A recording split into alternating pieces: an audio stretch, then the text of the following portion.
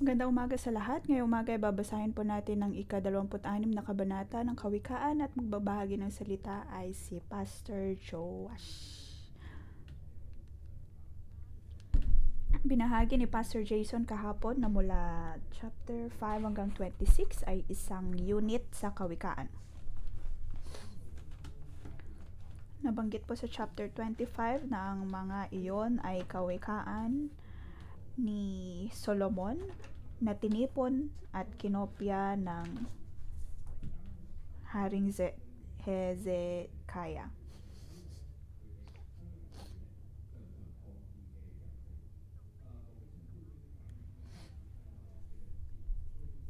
Ang mga kawikaang ito ay tungkol po sa mga tao dahil sila ay nakakita o kaya nakatagpo na ng iba't ibang mga tao at nakita ito ni Solomon. Binigyan siya ng Diyos ng katalinuhan, karunungan at kanyang sinaliksik o kaya tinipon ang kanyang mga obserbasyon. Kung kaya naman sa panahon ni Haring Hezekiah, tinipon at kinopya ng kanyang mga tauhan ang lahat ng mga kawikaang ito.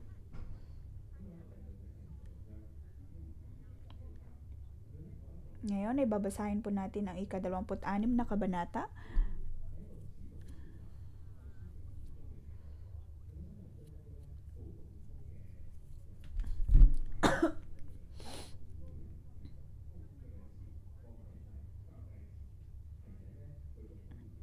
Pinagtipon-tipon po dito ang mga obserbasyon.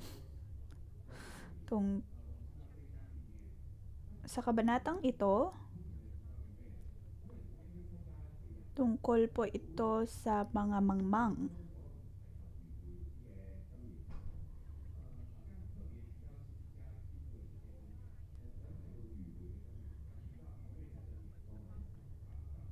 Tinipon ni Hezekiah ang lahat ng mga kawikaan tungkol sa mga mangmang at sa mga tamad at kanya itong tinipon. Tinipon niya din ang tungkol sa mga alitan at pakikipagdebate. Anong mapapansin po natin dito? Kahit sa iba't ibang mga henerasyon, ang pagiging mangmang, pagiging tamad, ang pakikipag-alitan ay paulit-ulit na nangyayari. At sa bawat panahon, tinuturuan po tayo nito kung paano ba natin dapat basahin o kaya unawain ang kabanatang ito. Tayo po ba ang tinutukoy ni Hezekiah at ni Solomon noong araw? Paano po tayo magiging marunong? Paano po tayo magkakaroon ng banal na takot sa Diyos? Sama-sama po nating basahin ang kabanatang ito. Bibigyan po natin ito ng pamagat. Huwag maging marunong sa sariling paningin. Ang tunay na marunong ay naniniwala sa Diyos.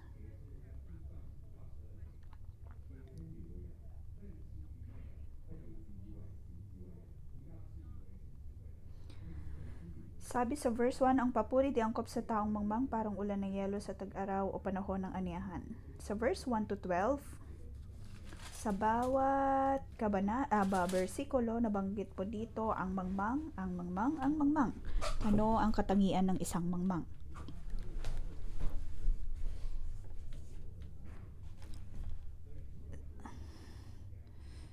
Sa 12 mga bersikulo, puro mga tungkol sa mangmang ang nabanggit po dito.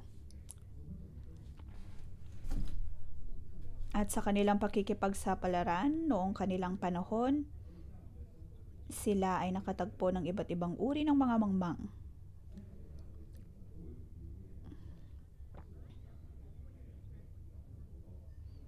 Sa atin pong buhay, mayroon pong dalawang posibilidad. Una ay kung tayo po ay nakatagpo ng mangmang o kung tayo mismo ang mangmang. Dapat po nating malaman ang katangian ng isang mangmang. At kung paano po tayo makikipag-ugnayan sa mga tulad nila. Sabi sa verse 1, ang papuri di angkop sa taong mangmang parang ulan ng yelo sa tag-araw o panahon ng anihan.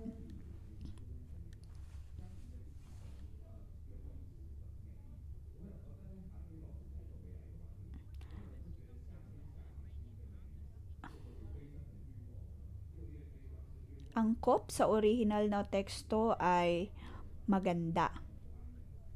At para bang sinasabi dito na hindi maganda kung mayroong yelo sa tag-araw o kaya sa panahon ng anihan. Ibig sabihin, ang papuri ay hindi angkop o kaya hindi maganda para sa mangmangha. Ang nais ng mga mangmang ay ang sila'y mapapurihan,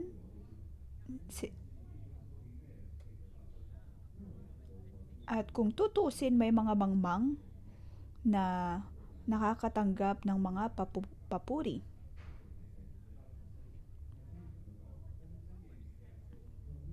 Ngunit sinasabi sa kawikaan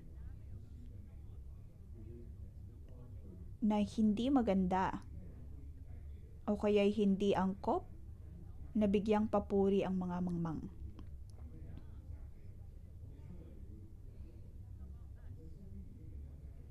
Dahil ang mga mangmang ay laging uhaw sa papuri. Verse 2 at 3, ang sumpang dinararapat ay hindi tatalab, tulad lang ito ng ibong di dumadapo at lilipad-lipad. Para sa mangmangmang, sila ay naniniwala sa mga agam-agam.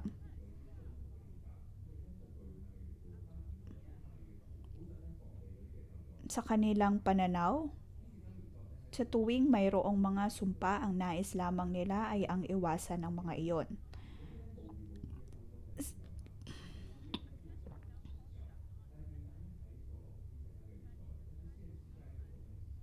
Sa mga panahon ni Solomon at ni Hezekiah,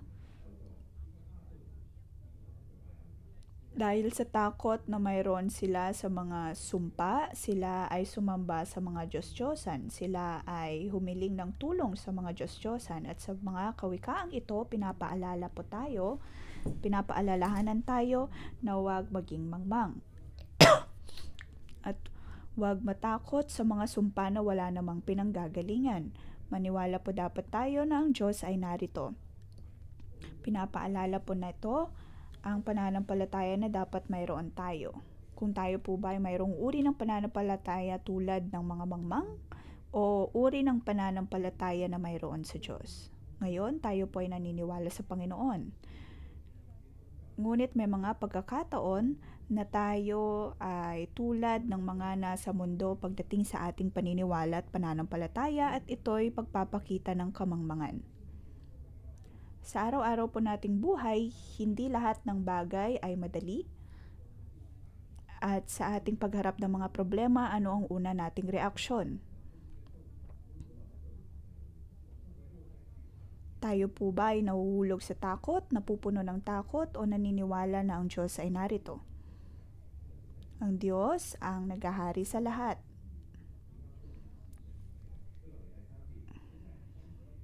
Sa verse 3, ang latigo'y para sa kabayo, ang bukado'y para sa asno, ang pamalo naman ay sa mangmang na tao.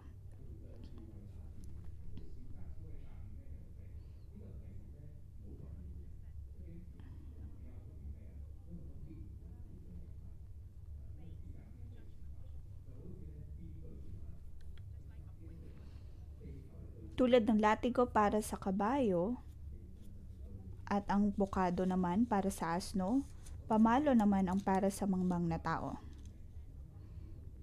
Dapat po nating maunawaan kung ano ang katangian ng mga mangmang upang hindi tayo maging tulad nila.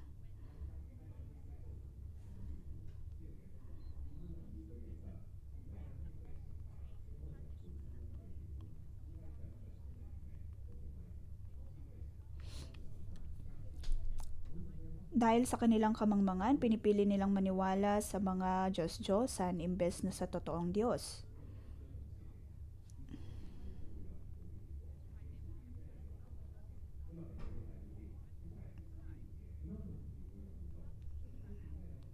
Sa verse 4 and 5, paano po tayo makikipag-ugnayan sa mga mangmang? Sabi dito, huwag mong papatulan ng isang mangmang at baka lumabas na higit ka pang mangmang.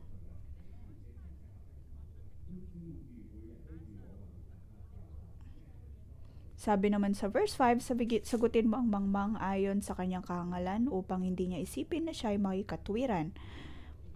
Makikita po natin dito ang malaking pagkakaiba ng mga salitang ito. Ngunit makikita natin dito na ang mga mangmang hindi madaling baguhin ang kanilang pag-iisip. Sa atin pong pagharap ng kamangmangan ng ibang tao,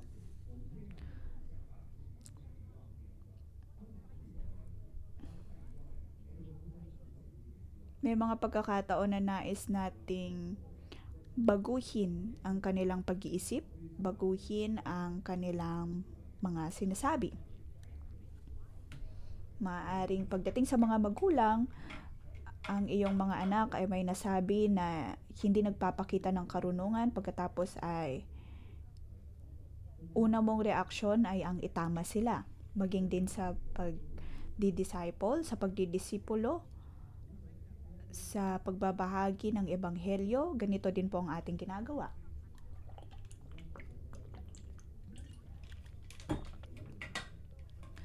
Kung tayo po ay nakarinig ng isang bagay na hindi tama, ang una po nating reaksyon ay ang itama sila.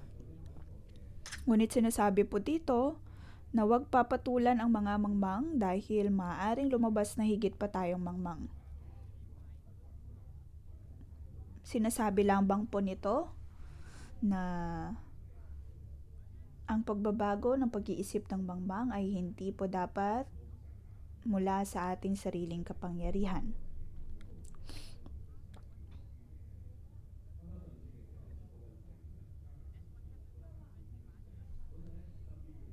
Ganito po madalas ang nangyayari kung tayo ay nagbabahagi ng salita ng Diyos. Bandang huli tayo ay nakikipagdebate at nakikipag-alitan na.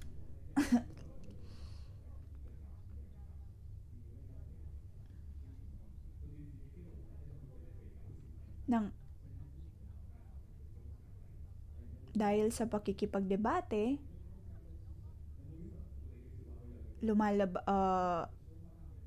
tayo ay napapagod lamang at mas lalong naging baluktot.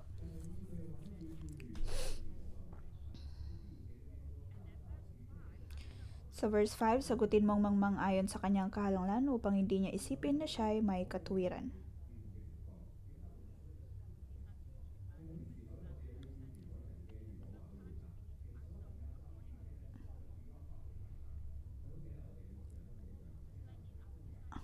Sa atin pong pagdidisipulo, may mga pagkakataon na dapat po nating ilagay ang ating sarili sa kanilang sitwasyon.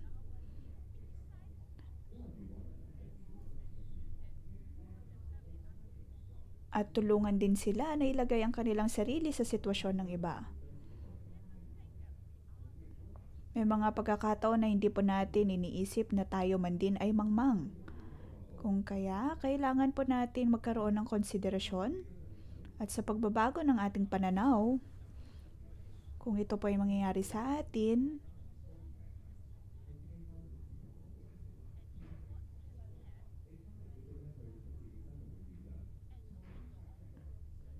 dapat po nating makita ang ating sariling mga kahinaan upang tayo ay magising. Ganito po ang tunay na pagdidisipulo. Dapat po tayong magdisipulo sa ganitong paraan. Hindi po dapat natin babaguhin ang pananaw ng iba ayon sa ating sariling kapangyarihan, ayon sa sarili nating pananaw. Tulungan po natin ang iba.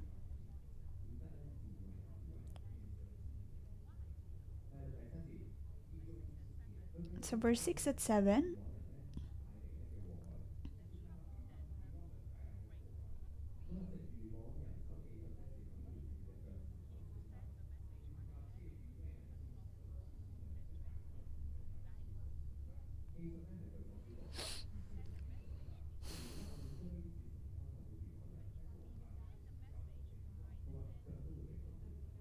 Sabi sa verse 6, ang magpadala ng balita sa mangmang ay napakadelikada para mo na ring tinaga ang mga paa mo.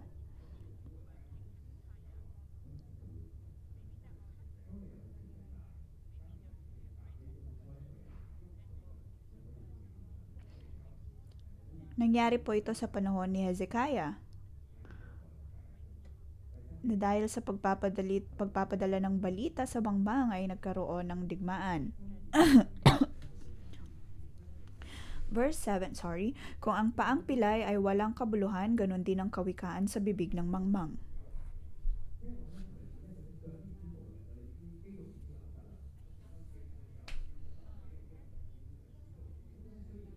Ang paa ng mga mangmang ay walang kabuluhan.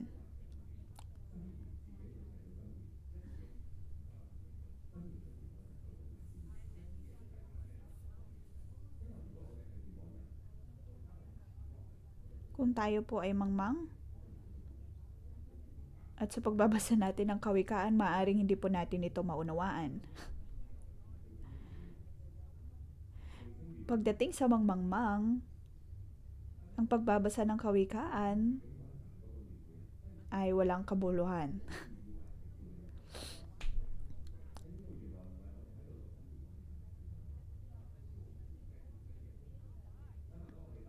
Hindi dahil nababasa po natin ang libro ng kawikaan ay tayo ay marunong na. Madalas ay hindi po natin maunawaan ang mga sinasabi dito. Para sa atin ay mga salita lamang ito. Ako man din ay ganito. Kaya naman maigi na aralin po natin ito ng mas malalim. Kung hindi po natin ilalagay ang ating sarili sa mga salitang nababasa natin sa kawikaan, hindi po natin ito mauunawaan. Dapat po nating aminin na tayo man din ay mga mangmang. Huwag po tayong maging matalino sa ating sariling mga paningin.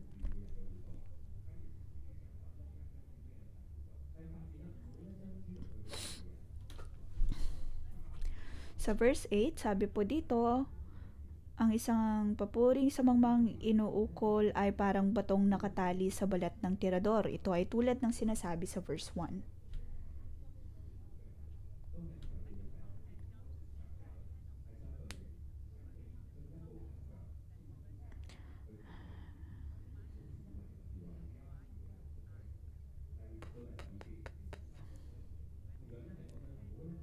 Verse 10 to 12. Huwag pagkatiwalaan ang mangmang. Dahil ang ugali ng mangmang ay paulit-ulit. Ang pinakamahalagang parte dito ay nasa verse 12. Nakakita na ba kayo ng taong nag-aakalang siyang pinakamatalino? Mas may pag-asa pa ang mangmang kaysa taong ito.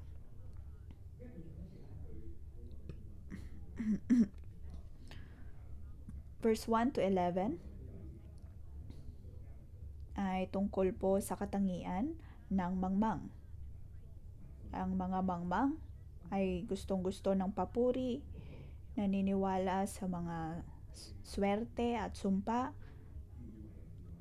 Paulit-ulit ang iniisip, paulit-ulit ang pananaw. Sinabi po sa verse 12, nakakita na ba kayo ng taong nag-aakalang siyang pinakamatalino?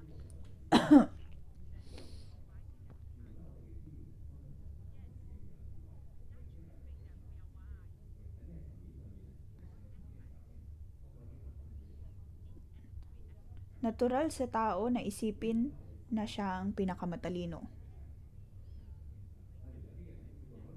At makikita ito sa lahat po nating ginagawa. Maaaring may iba po sa atin na napakagaling pagdating sa investment, pagdating sa pera.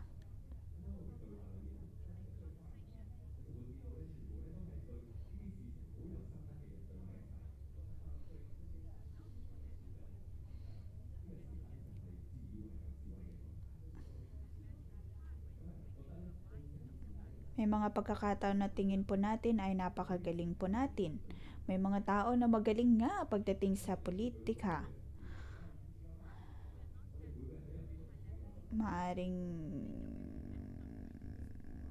May mga pagkakataon ang tingin natin ay napakagaling natin sa mga bagay-bagay. Sa pag-shopping, sa Taobao. Pagkatapos tayo ay makikipag-ugnayan sa mga tulad nila. Bakit po natin iyon ginagawa? Dahil tingin po natin tayo ay magaling pagdating sa isang bagay. Ngunit sinasabi po dito, sinasabi ng Diyos, na maging sa ating mga buhay, pag-aakala natin tayo ay napakagaling at dapat po tayong maging maingat. Hilingin po natin sa Diyos na bigyan niya tayo ng liwanag. Sa tuwing naiisip po natin na mas magaling tayo sa iba, dapat po tayong maging maingat. Laging hilingin ang tulong ng banal na Espiritu. Ang ating desisyon, ang ating pananaw ay hindi ang katotohanan.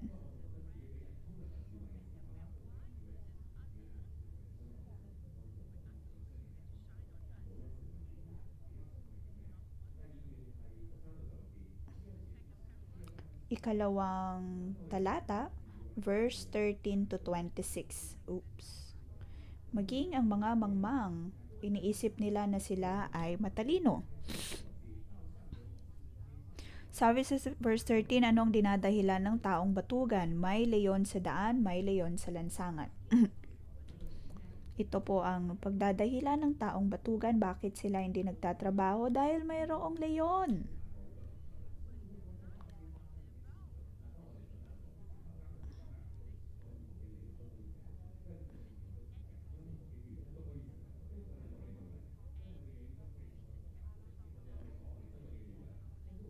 Pagdating sa mangmangmang, kahit anong mga bagay,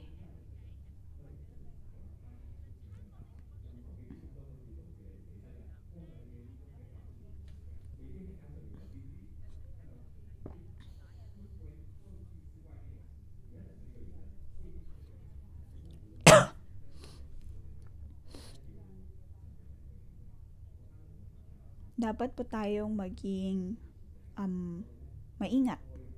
Kahit po sa ating paglilingkod, kahit sa ating pagmamahal sa iba, may mga dahilan po tayo kung bakit hindi natin magawang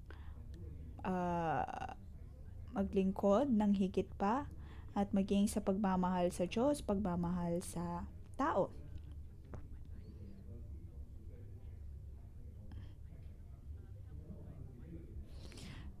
Noong Day of Atonement, ako ay mayroong napagtanto ko na ayaw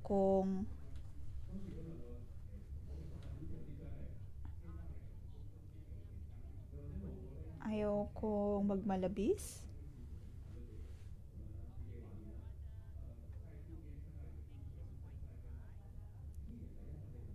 Maaring mayroong coworker na umiiyak dahil nagkaroon ng problema sa kanyang pakikipag-ugnayan sa iba at ayokong mangialam. Ngunit iyon ay dahil sa katamaran ko lamang.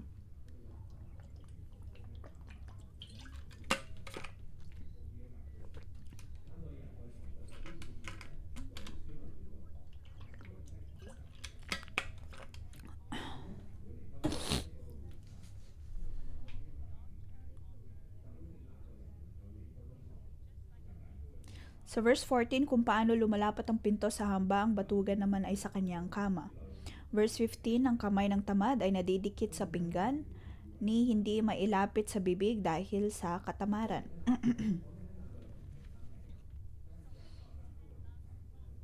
Ang mga batugan ay gusto-gusto nilang kumain.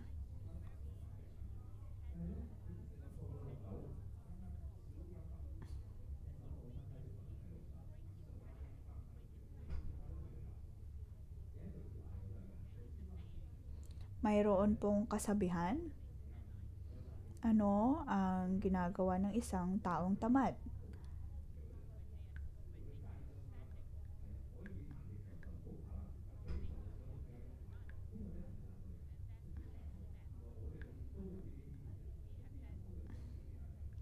May mga pagkakataon na maaaring tayo po ay tulad ng mga batugan.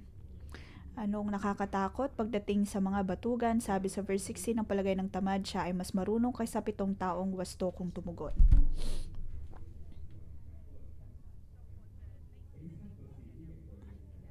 Pag-aakala din ng mga tamad ng mga batugan na sila ang pinakamagaling.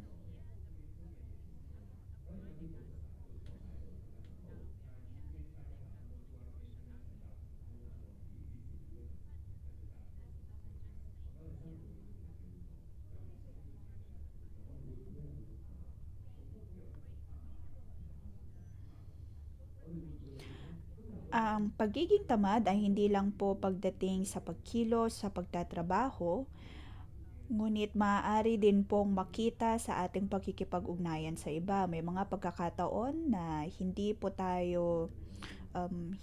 tayo masikap sa pagkikipag-ugnayan, hindi masikap sa pagdidisipulo, hindi masikap sa paghahatid o kaya ay pagbabahagi ng salita ng Diyos.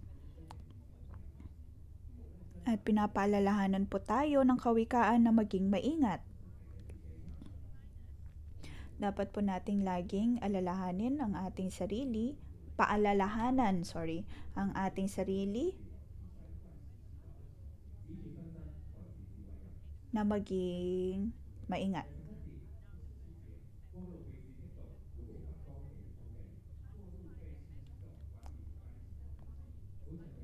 Sa verse 17, ang nakikisali sa gulo ng may gulo ay tulad ng taong dumadakma sa tainga ng aso. Ito po ang mga taong pakialamera. Pakialamera.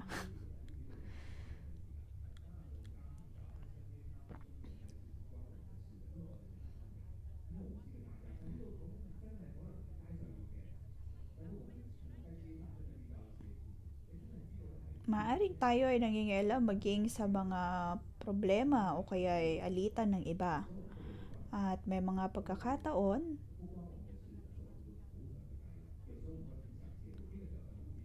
na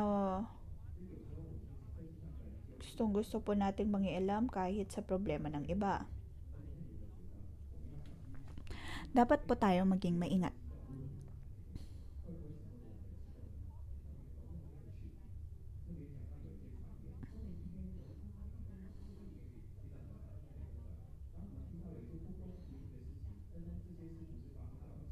Maaring makarinig po tayo ng mga hindi patas na pagtrato ng iba at tayo man din ay naaapektuhan nito, ngunit hindi kailangang mangialam.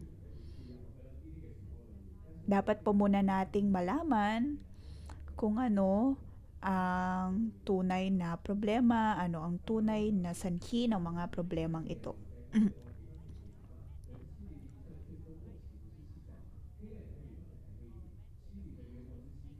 Sa verse 19, ang taong nandaraya sa kasasabing nagbibiro lamang ay tulad ng baliw na naglalaro ng sandatang nakamamatay.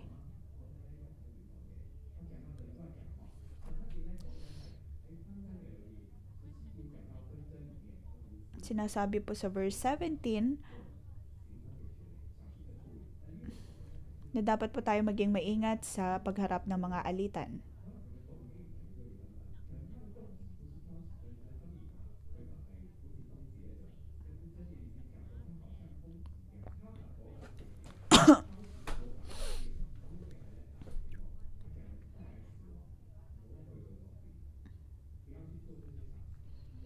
Huwag po tayong gumawa ng bagay na hindi maganda, hindi maayos. May mga pagkakataon na gustong-gusto nating magbiro, mag-asar ng iba.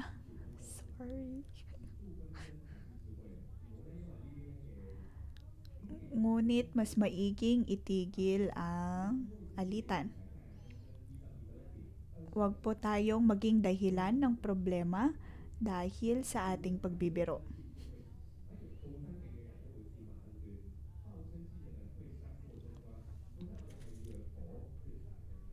20. Namamatay ang apoy kung ubos na ang kahoy, mahihinto ang away kapag walang nanunulsol.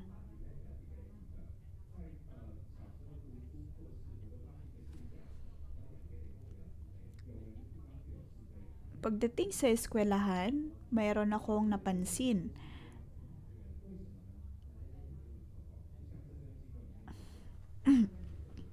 na laging mayroong tsismisan.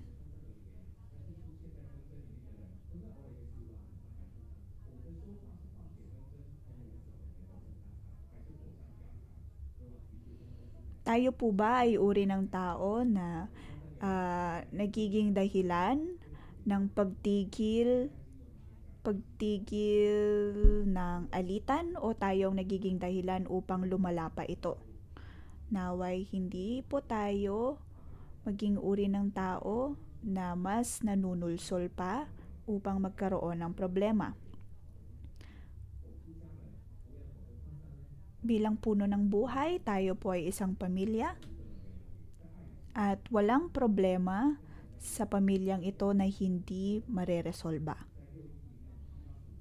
Sa 611 ay nakarinig po tayo ng maraming mga patotoo kung paanong naresolba ang problema sa pagitan ng mga pamilya, ng mga magkakatrabaho, hanggat naroon po ang pagkakaunawaan, ang mga alitan ay mareresolba.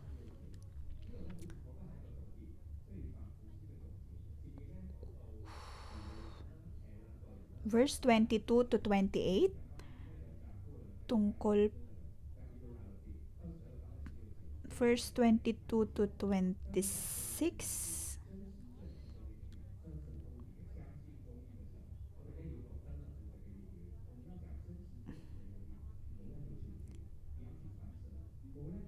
magsabi lamang ng totoo at makatwirang mga salita. Huwag maging mitya ng chismis, huwag maging mitya ng kasamaan. Lahat ng ating sinasabi ay nadidinig ng Diyos, lahat ng ating ginagawa ay nakikita ng Diyos.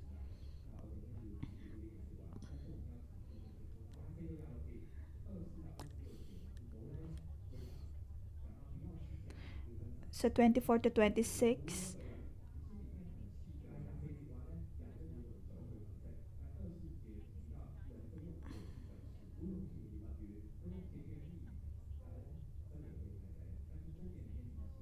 dito sinasabi po,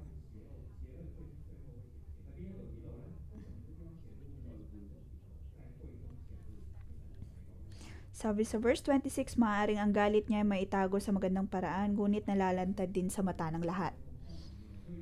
Sa presensya ng Diyos, ang bawat galit ay mailalantad. Kung ayaw po natin sa isang tao, huwag po natin itong itago. Huwag maging peke, dapat maging totoo tayo sa pagharap ng mga problema.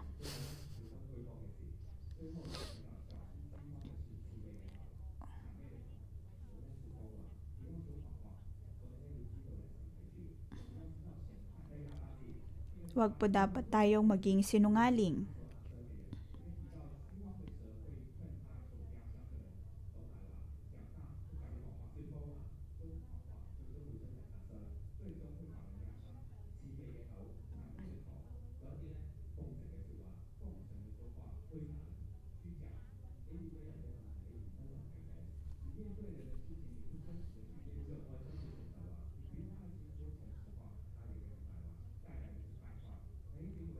Hindi po dapat tayo maging sinungaling o kaya ay maging madaya sa ating pananalita.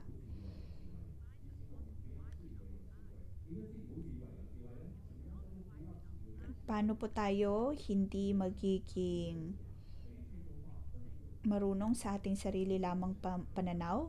Dapat po nating alalahanin lagi na nakikita tayo ng Diyos Nakikita ng Diyos ang ating pagiging batugan, nakikita ng Diyos ang ating pagiging mangmang. Kung kaya naman, naisin natin na laging dumulog sa Kanya at hingin ang Kanyang tulong.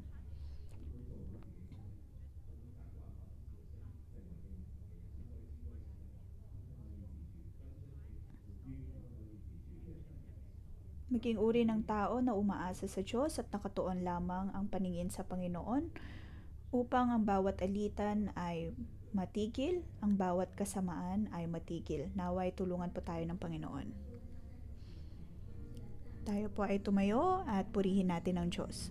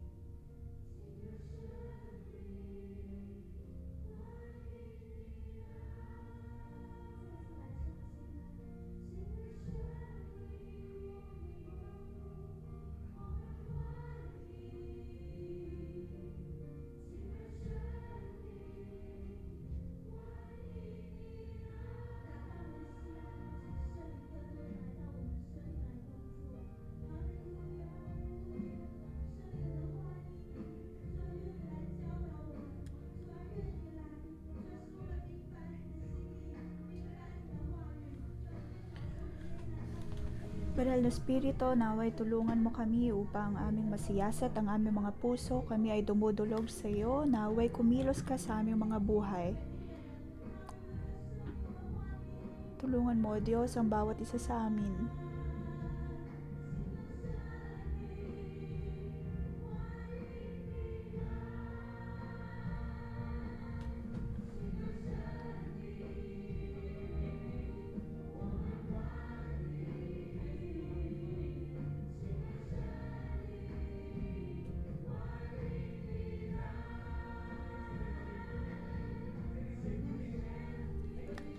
Banal na Espiritu, tinatanggap ka namin sa lugar na ito.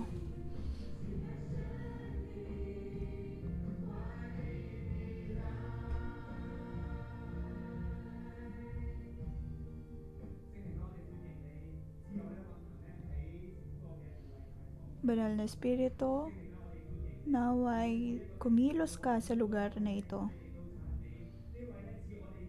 Bawat kapatiran, buksan po natin ang ating mga bibig, purihin po natin ang Diyos, naway bigyan niya tayo ng dunong, karunungan. Kung nasaan ang Espiritu ng Diyos, naroon po ang kalayaan. Ibigay po natin sa Diyos ang papuri na dapat para sa Kanya.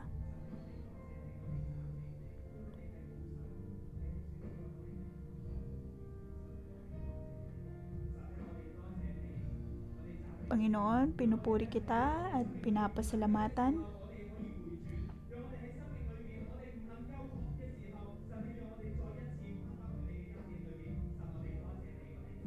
Nais namin, O Diyos, ay ang manumbalik sa iyo.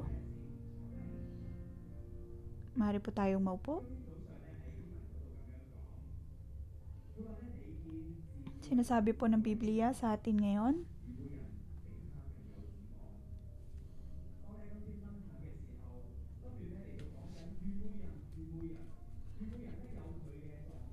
lagi pong nababanggit dito ang tungkol sa mangmang.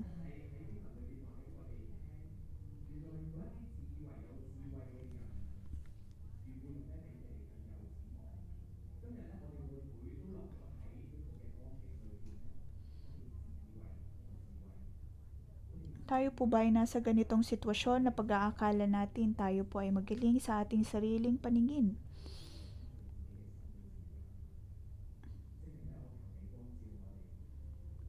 Banal na Espiritu, naway magliwanag ka sa aming mga buhay.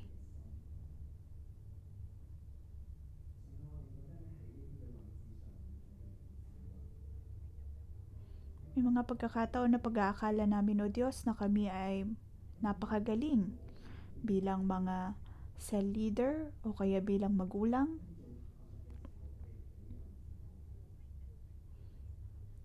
Pag-aakala namin na maging bilang staff, ang akala namin kami ay magaling.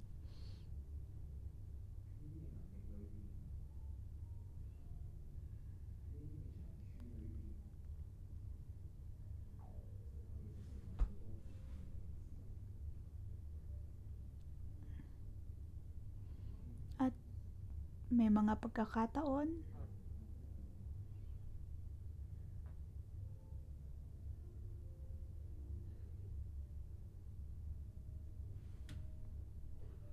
na naway tulungan mo kami, O Diyos.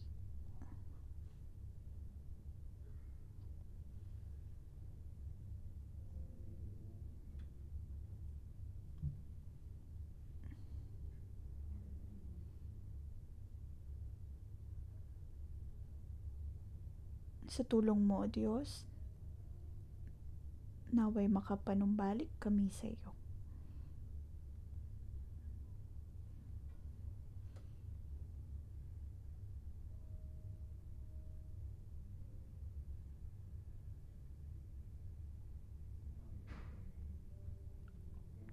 Panginoon, pinapasalamatan ka namin.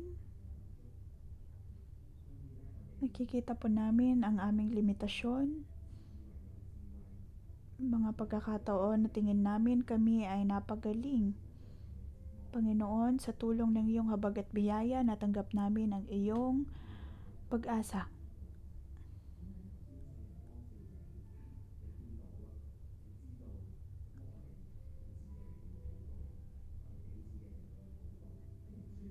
Atin pong ipanalangin ang bawat isa.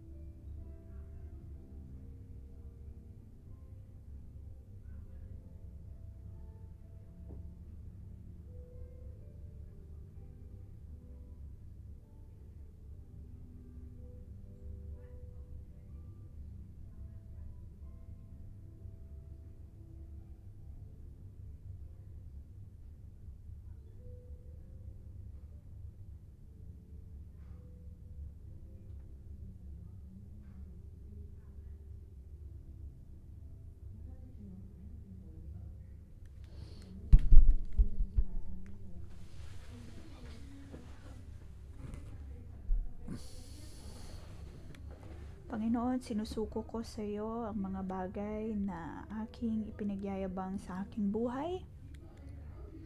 May mga pagkakataon na pag-aakala namin na kami ay marunong sa aming mga pananaw. Pag-aakala namin, O Diyos, na ang pag-asa ay nasa aming mga sarili.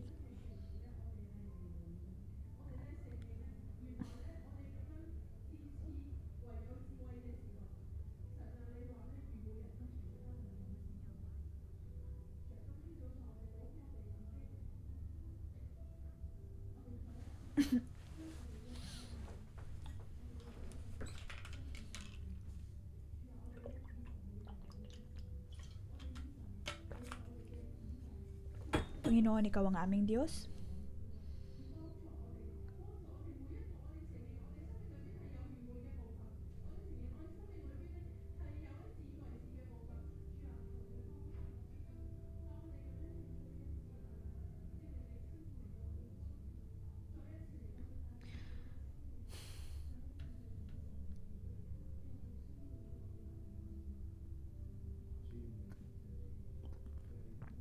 Panginoon, pinapasalamatan kita dahil ngayon ay nagliwanag ka sa aming mga buhay at pinapakita mo sa amin, O Diyos, ang mga aspeto ng aming buhay kung saan kami madalas ay nagyayabang.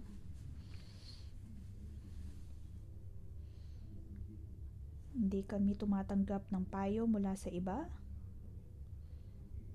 at gustong-gusto naming magturo ng iba. Pumatol.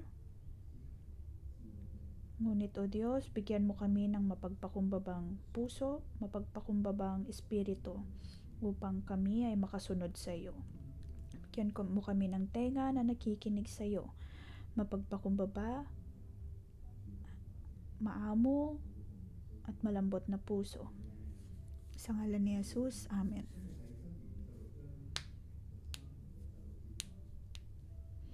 Sa verse 13 at 16,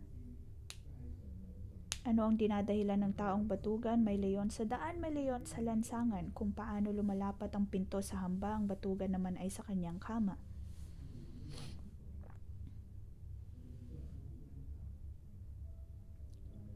Marami po sa atin ang masikap. Ngunit pinapaalala po ni Joash sa ating ngayong umaga na sa ating trabaho o kaya ay maaari sa pakikipag-ugnayan ay wala po tayong pakialam sa iba. Na kapag sila'y nakakagawa ng mali, wala na tayong pakialam, hindi na tayo mangingialam. Kung kaya maging sa ating pagdidisipulo ay hindi po tayo nagiging masikap. Sa ating pamilya, lagi nating sinasabi na wala tayong pakialam sa kung ano ang ginagawa nila sa mga pagdedesisyon na mayroon sila.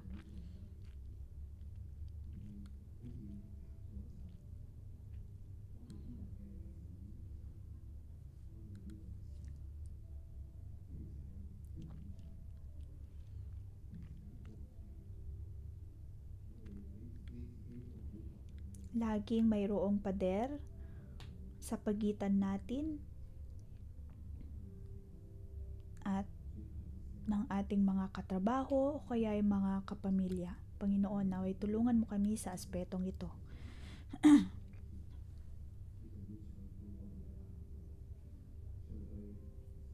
Tanggalin mo, O Diyos, ang aming katamaran.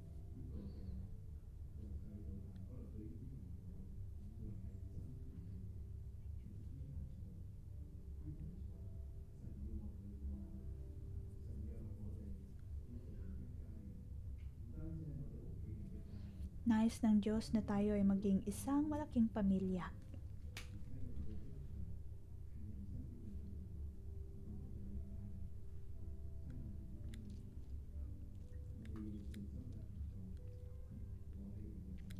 Sa trabaho man o sa iglesia, tayo po ay isang pamilya. Ngayon, kunin po natin ang ating cellphone. Meron po ba tayong kakilala na nais nating bigyan ng kaginhawaan? Ngunit ito ay isang bagay na ayaw nating gawin.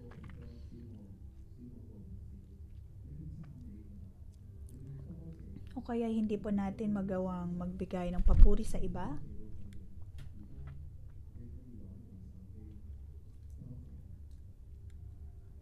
O kaya hindi natin magawang magpasalamat sa ibang tao, lalo na sa kanilang kabutihan sa atin ngayon. Gamitin po natin ang ating mga cellphone upang sila ay pasalamatan.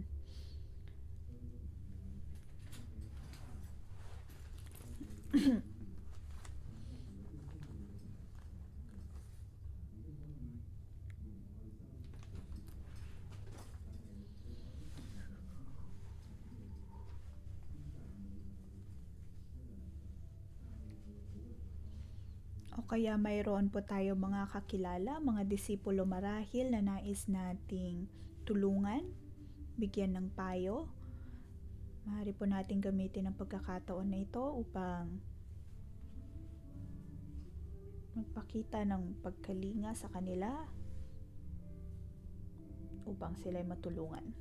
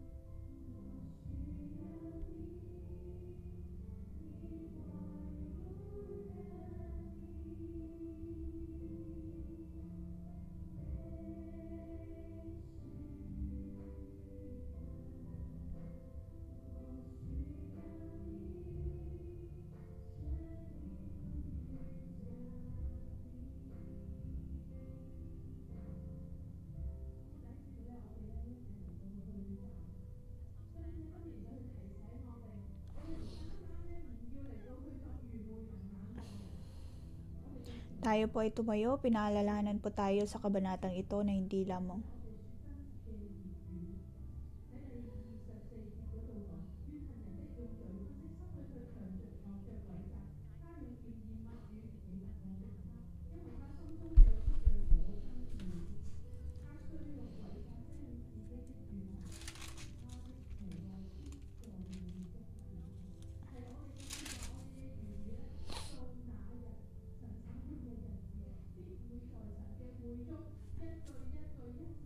sabi sa verse 26, maaring ang galit niya ay maitago sa magandang paraan, ngunit nalalantad din sa mata ng lahat.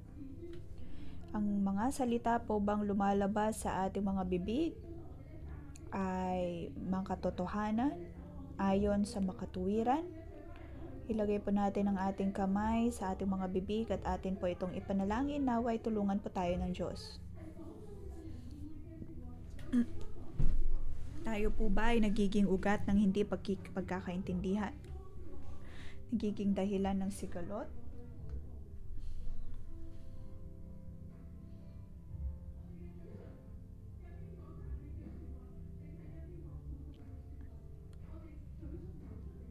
Tayo po ba ay nagsasabi ng mga papuri o puro kapaitan? Mapait po ba na tubig o matamis na tubig ang lumalabas sa ating buhay?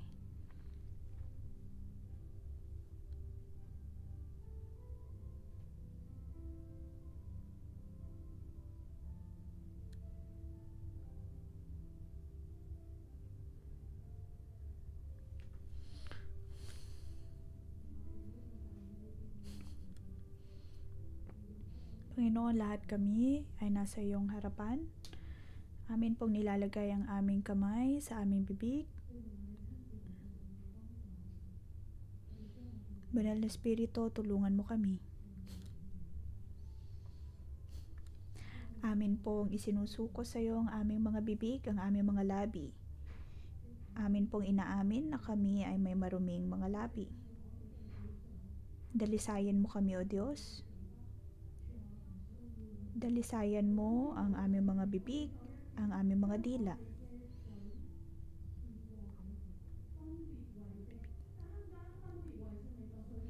Ngayong umaga ay isinusuko namin sa iyo ang aming mga labi.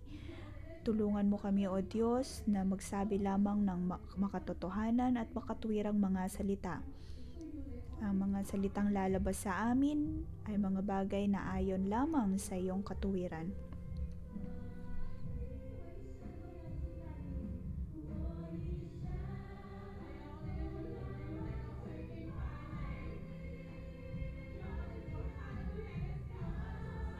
Pinupuri ka namin, O Diyos, gamit ang aming mga labi.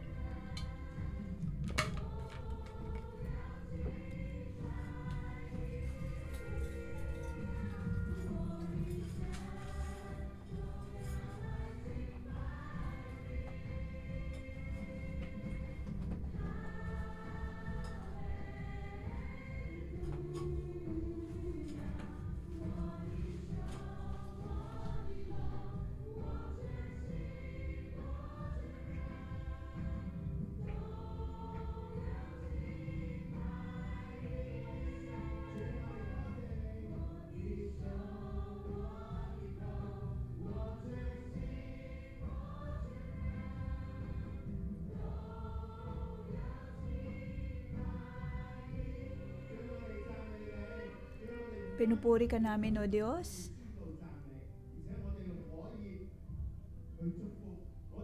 Gamit ang aming mga labi, kami ay nagpupuri sa iyo. Ginagamit din namin ang mga labing ito upang ideklara ang iyong kabutihan. Atin pong ipanalangin ang conference sa Kuching.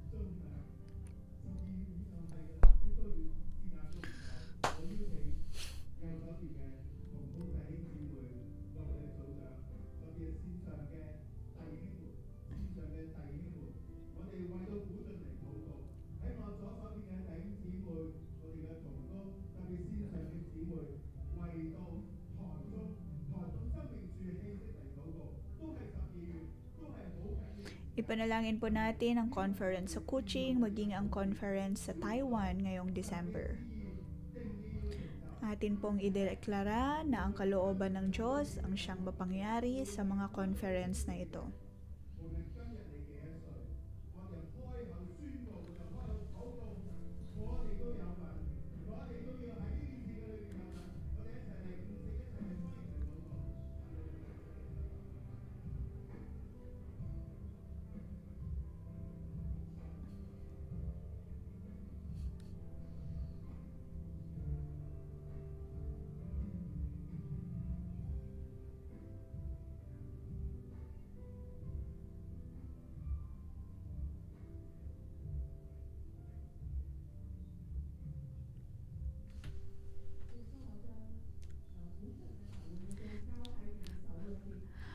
Panginoong Yesus, amin pong itinataas sa iyo ang Kuching Conference, naway buhayin mo ang mga kabataang dadating doon. At ang alab na iyon ay hindi lamang mag-aapoy sa Kuching, kundi madadala din sa iba't ibang mga bansa. Panginoon, pinapasalamatan ka namin at pinapupurihan.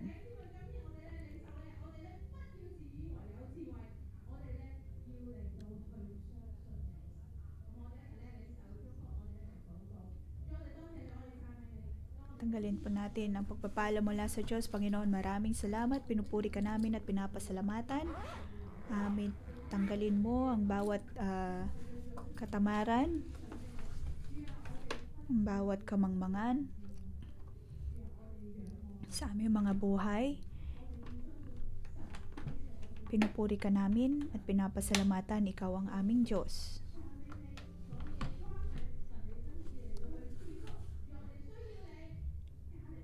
Naway pagpalain mo ang aming pakikipag-ugnayan sa iba, palakasin mo kami sa ngalan ni Jesus. Amen.